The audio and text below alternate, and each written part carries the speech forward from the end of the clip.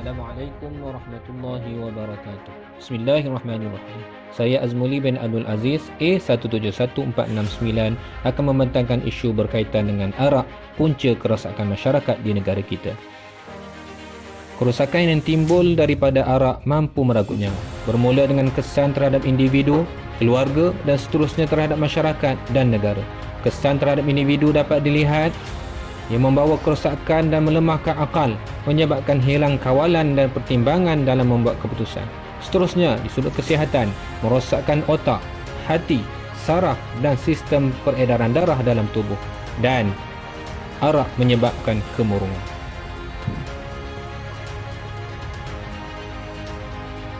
Manakala kesan terhadap keluarga pula dapat dilihat dengan berlakunya penderitaan fizikal dan emosi terhadap isteri dan anak-anak, menyebabkan kecacatan kepada janin dalam kandungan bagi ibu yang terlibat dengan ketagihan arak. Manakala kesan arak terhadap masyarakat dan negara pula dapat dilihat dengan berlakunya kebencian dan persengketaan, gangsterisme dan pergaduhan, menggalakkan perzinaan dan sumbang mahram, gangguan seksual dan kemuncaknya, terutamanya kebelakangan ini, negara digemparkan dengan isu kemalangan maut yang semakin meningkat disebabkan oleh pemandu mabuk. Hakikatnya, isu kerosakan masyarakat yang berlaku pada hari ini yang berpunca daripada arak mampu ditangani sebaiknya dengan memperkasakan syariat Islam.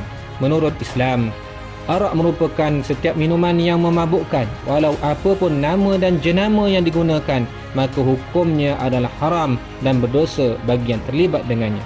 Hikmahnya, memelihara kesempurnaan dan kekuatan akal yang merupakan nikmat kurniaan Allah Subhanahu wa taala dan satu kemuliaan yang membezakan antara manusia dan haiwan. Kesannya merosakkan akal, melemahkan jiwa, menimbulkan kebencian dan perkesengketaan, menghilangkan perasaan kasih sayang dan belas kasihan. Hukuman bagi peminum arak, hukuman di dunia dilaksanakan dan ditentukan menurut perundangan Islam, iaitu 40 sebatan syar'i yang sebagai had Al-Quran yang ditetapkan oleh Al-Quran. Tambahan sehingga 40 sebatan sebagai ta'zir pemerintah dan tidak dilaksanakan ketika pesalah sedang mabuk. Hukuman akhirat pula dilaksanakan pada hari kiamat oleh Allah Subhanahu wa taala di atas keadilan dan keagungannya. Tiada kaitan dengan undang-undang dunia, dan ingatlah, arak merupakan dosa besar di sisi Allah Subhanahu wa taala. Firman Allah Subhanahu wa taala, A'udzubillahi minasyaitonirrajim. Ya ayyuhalladzina amanu innamal khamru wal maisir wal ansab wal azlam rijsum min 'amali syaitan fajtanibuhu la'allakum tuflihun. Surah Al-Ma'idah ayat 90.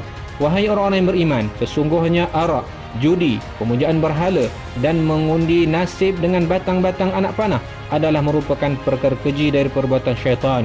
Oleh itu, hendaklah kamu jauhinya supaya kamu berjaya. Rasulullah SAW bersabda, kullu syarabin askar fahuwa haram. Semua minuman yang memabukkan adalah haram. Hadis riwayat Bukhari dan Muslim. Kenapa dan bagaimana ini boleh terjadi? Puncanya dapat dilihat apabila berlaku double standard terhadap perundangan Islam. Penerimaan masyarakat Islam terhadap perundangan Islam itu sendiri berada pada tahap yang rendah. Peruntukan hukum berkaitan arak tidak menepati kehendak syarak, serta peranan ahli politik Muslim yang kurang proaktif dalam memartabatkan perundangan Islam. Cadangan yang sepatutnya dilaksanakan bagi menangani isu kerosakan masyarakat akibat arak ialah dengan memperkasakan bidang kuasa dan peranan mahkamah syariah, mengubah persepsi masyarakat terhadap keindahan perundangan Islam itu sendiri, keperluan terhadap pindaan akta mahkamah syariah, serta kesedaran masyarakat dalam memilih ahli politik yang berpotensi memartabatkan perundangan Islam. Sekian, Assalamualaikum warahmatullahi wabarakatuh.